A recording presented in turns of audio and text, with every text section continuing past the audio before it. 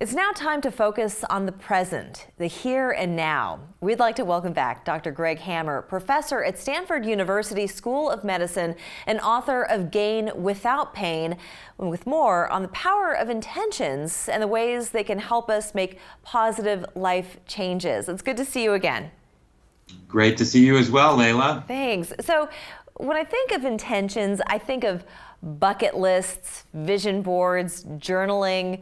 But I'm wrong about that, aren't I?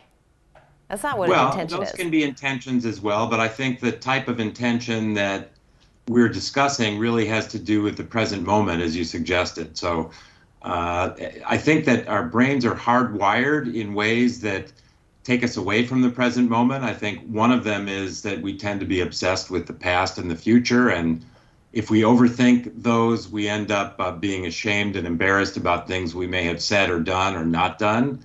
And with regard to the future, fear and anxiety creep in. And so having tools to change the way our brain is wired in that respect are important. And the other thing is that we tend to be negative. We have a negativity bias. We tend to hold on to those things that are negative and kind of forget about those experiences and thoughts that are positive. So the good news is that through intention, we can actually rewire our brains and become more present and happy. Yeah, I would like to hear more about how we do that, because like you say, negativity, it creeps in, it takes control, it overburdens us in so many cases that it keeps us from being who we'd like to be, from doing things we'd like to do.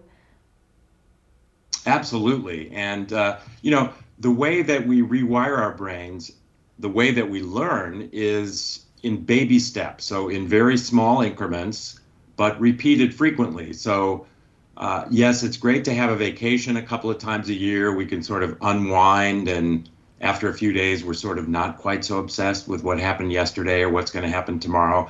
But what we really need is a daily practice. And that's what the GAIN method is all about. And it can be practiced in as little as 3 minutes in the morning. But I think however people choose to embrace a presence practice, we might say, it should really be done every day. And, just even in a small increment of time, that reminds us to catch ourselves when we're getting stuck in the past or the future during the day, and when we're being overly negative.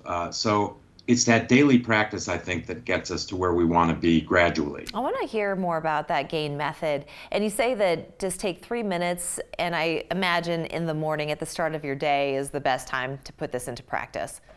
Absolutely. So what I teach is for us to get up, do our morning hygiene thing, and then find a comfortable place to sit where it's quiet. It could be anywhere. It could be on a chair in the bedroom or on the corner of the bed or on the floor if you're comfortable with that. And we start with focusing on our breath, which I think is kind of the core of many presence practices, and just slow our breathing down, slow the inhalation to a count of 3, pause to a count of 3 or so, and then release the breath without effort to a count of 4. And do that a couple of times, and you'll find that already your heart rate is starting to slow down. That adrenaline that is circulating in your body after you wake up is kind of settling down. And then we simply go through a contemplation of the GAIN elements. First of all, those things for which we're grateful, and we all have many things. First and foremost on my list is my health.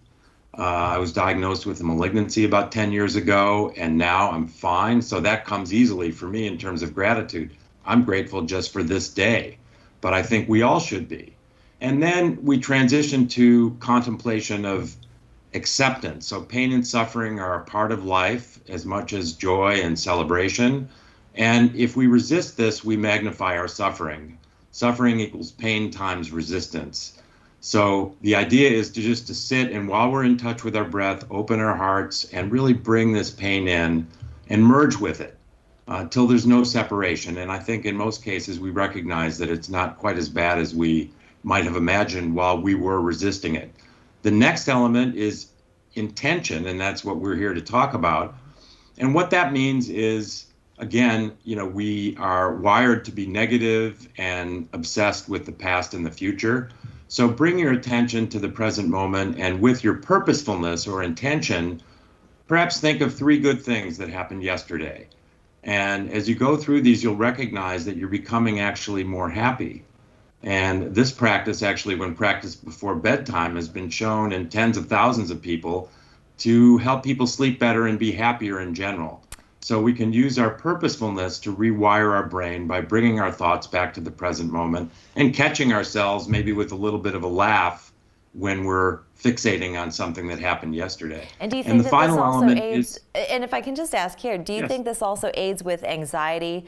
So when you set that present intention, that for people who suffer from anxiety, that could calm those fears?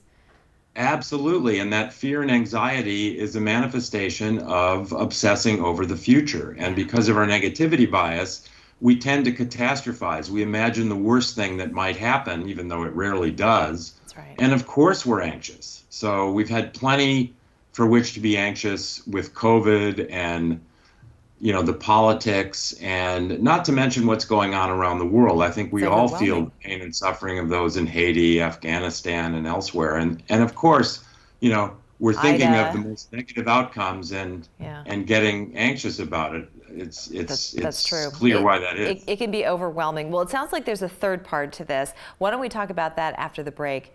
We'll be back in 2 minutes. And we are back with Dr. Greg Hammer, and we've been talking about the laws of intentions in our lives and how we can put those into practice.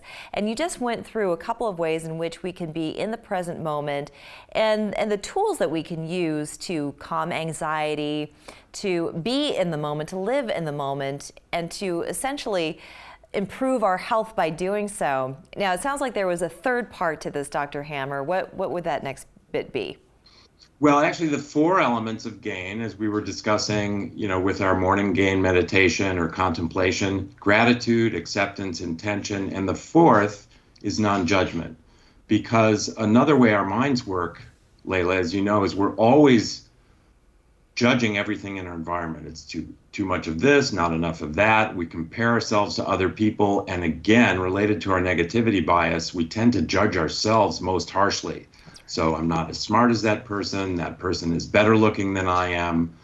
And it's actually something that we can have a bit of a sense of humor about when we catch ourselves doing that. And we can have a little bit of a laugh and let it go. And then we return to the breath for a few cycles and then slowly open our eyes. And we can have the intention or purposefulness for practicing these elements as we go through the day.